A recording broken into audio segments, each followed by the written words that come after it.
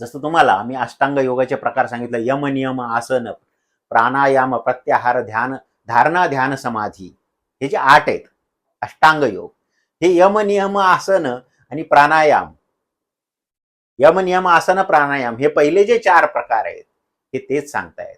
काय? तुमचं स्थूल शरीर